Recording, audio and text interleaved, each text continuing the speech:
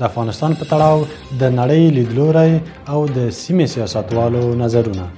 Actions are designed to disrupt the use of Afghanistan as a terrorist base of operations and to attack the military capability of the Taliban regime.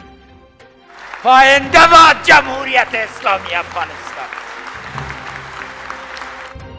افغانستان را ترک کرد و کشور و ملت را در یک حالت قرار داد.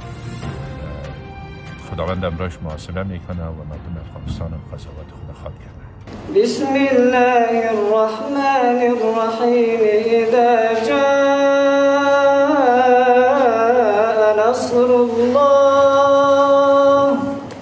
د نړۍ له هرې برخې د ځلانيوز خبري ساعت لیدلی، لوستلی او اوریدلی شئ. پته مو ده www.zalanews.com